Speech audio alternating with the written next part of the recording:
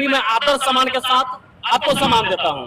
सबसे पहले बड़ी बात है कि जब से मनीष भाई जेल गए, हालांकि उनसे मिलना जुलना, उनसे बात करना तो बहुत पहले से हम लोगों को लगा था, क्योंकि काम करने का जो फील्ड था एक ही था, भले ही काम करने का तरीका सभी लोगों का अलग अलग था।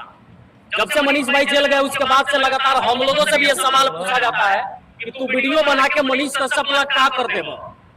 बहुत सारा जगह से फोन भी आता है, बहुत सारे लोग हमसे ये सवाल करते हैं कि एक बात बताइए, मनीष कश्यप ने बिहार के लिए क्या किया है।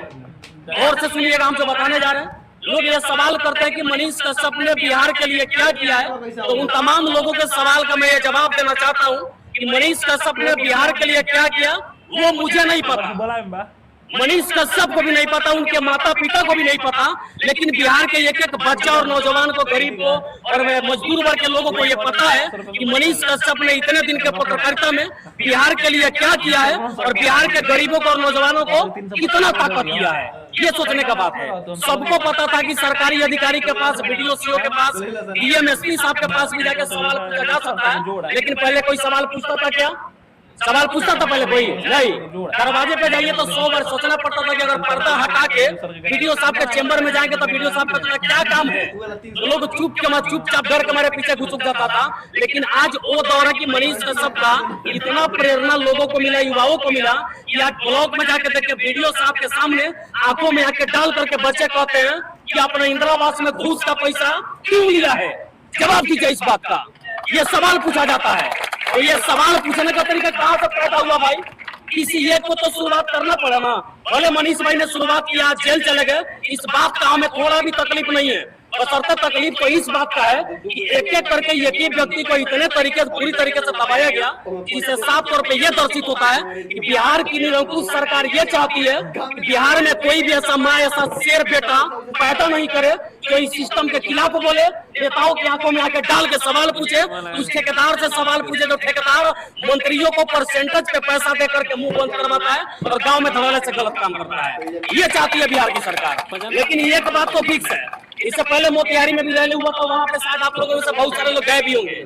जितने सारे लोग गए होंगे देखे होंगे, बिहार के अलग अलग कोना से तो बात छोड़ दीजिए, दिल्ली, मुंबई, कलकत्ता, पंजाब, न जाने कहाँ सभी लोग उस रैली में एक एक दुखी आए। भाई आए तो सही। ये जन समर्थन यात्रा जो निकाला जा रहा है, इससे क्या फायदा होगा, क्या नुकसान होगा? जब मोतिहारी में जन समर्थन यात्रा होना था, निकेत रंजन भाई ने जैसे इस बात का ऐलान किया था, उसके बाद ये पूरा चर्चा का विषय पूरे बिहार में बन गया था। उसके बाद बहुत सारे लोग ये बात कह रहे थे कि जे यात्रा में जाई ओकर फोटो खिंचाई, और जेकर फोटो खिंचाई वो मोतिहारी जेल में जरूर जाई।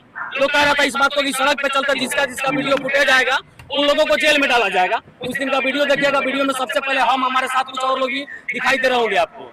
डर इस बात का नहीं कि हम जेल चले जाएंगे, हमें तो खुशी इस बात का है कि जेल जाने के बाद भी अगर बिहार के सिस्टम में सुधार आता है तो मनीष कश्यप ने अगर गरीबों का आवाज उठा करके गलती कर दिया, सरकार के नजर में वो गुनाह है, तो वो गुनाह हम भी करना 100 बार स्वीकार करेंगे और मुझे भी जेल में डाल दीजिए आप। हमें डर इस बात का नहीं है, हमें डर इस बात का नहीं कि हम जेल चले जाएंगे। जब सुबह में 7 बजे जगिए और कपड़ा धोकर, कपड़ा उपड़ा पहन करके जब घर से कभी बिना खाना खाए भी निकल जाइए तो माँ की आंखों से आंसू निकल जाता। माँ कहती है कि बेटा इतना काहे करता रहो।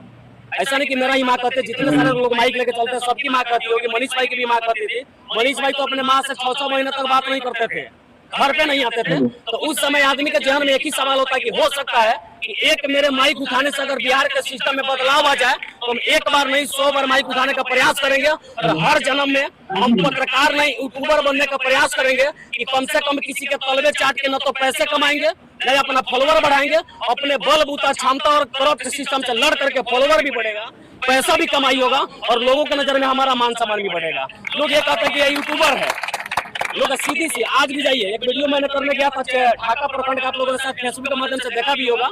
एगो कर्मचारी साहब को छोड़िए, एक कर्मचारी साहब को घूस का पैसा लेते हुए रंगे हाथ हम लोगों ने पकड़ लिया था।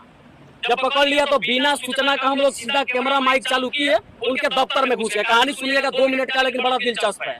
जैसे कर्मचारी के सामने गया, उसके बाद जैसे माइक निकाल के पूछा, सर आपने कितना पैसा लिया है एक पारिवारिक सूची बनाने का। कर्मचारी का तो आंख खुला का खुला, बंद का बंद, सांस भी उसका अटक गया था गर्दन में, सांस भी ऊपर नीचे नहीं जा रहा था। बगल में जितने लोग काम कर रहे थे बारी बारी से निकल के तमाम लोग वहां से चले गए।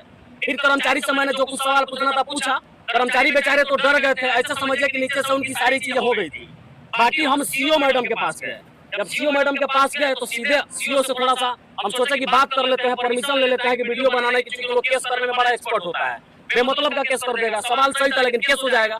जब सीओ के पास गया तो सीओ मैडम कह रही है, हम बोले कि आपसे एक इंटरव्यू हमको लेना है।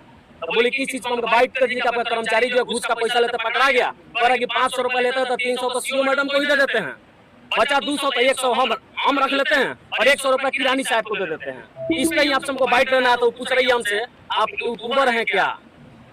जरा सोचिए, अगर उस सवाल अगर किसी से भी पूछा जाए, अब बंदूक लेकर के आप किसी के सामने जाइए, पूछेगा आप पुलिस है का, जब माइक देख रहा तो उसको पता होना चाहिए ठीक है यूट्यूबर है चाहे कुछ है, तो सवाल पूछना है ना। तो बोली कि हम आपके कैमरे पे नहीं बोलेंगे, काहे कि आपके पास पत्रकारिता का लाइसेंस नहीं होगा, हमको पता है आपके पास किसी प्रकार का RNI लाइसेंस नहीं होगा, इसलिए हम आपको बाइट नहीं देंगे। फिर मैंने अपना माइक घोड़े से हटाया, बोला कि मैडम माफ कीजिए, हम इस भारत के आजाद नागरिक हैं और आजाद नागरिक होने के नाते मेरा ये फर्ज है कि हम आपसे सीधा कड़वा सवाल कर सकते हैं और उसको कैमरा में रिकॉर्ड करके अपनी अभिरक्षा के लिए रखेंगे, ताकि बाद में आप ये न कहिए कि आदमी जो है हमारे दफ्तर में आके मेरे साथ छेड़छाड़ कर रहा था।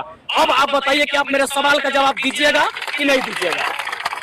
देखिए, लोगों की समस्या दिखाने के लिए कभी कभी हम लोगों को झुकना भी पड़ता है, हमें झुकना भी पड़ता है, लेकिन मैं वहां पे झुका, मैंने एक्सेप्ट किया, ठीक है मैं पत्रकार नहीं हूँ, मैं यूट्यूबर भी नहीं हूँ, लेकिन आम नागरिक को अब आप मेरे सवाल का जवाब देंगे कि नहीं? फिर भी बोली नहीं, मैं आपसे बात नहीं करूंगी, क्योंकि उसको पता था कि आदमी सीधा सवाल पूछेगा, कर्मचारी आपको 300 रुपए क्यों देता है और वीडियो रिकॉर्ड में आपका नाम क्यों ले रहा है, उनको पता था ये सवाल पूछा जाएगा। फिर वो बोली कि हम आपसे बात नहीं करेंगे।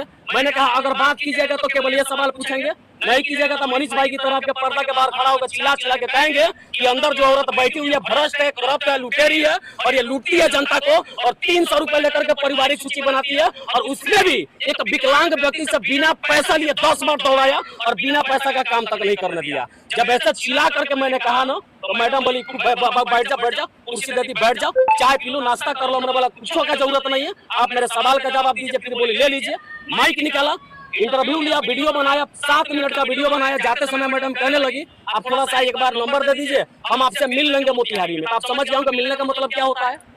मिलने का मतलब क्या होता है भाई साहब, सबको पता होता है। अगर हम वीडियो कर लिए और सामने वाला आदमी डायरेक्ट कहता हो कि संजीत हम आपसे मिल लेंगे, तो मिलने का मतलब ये है कि पैसा देके संजीत कुशवाहा का मुंह बंद करवाने का प्रयास किया जाएगा।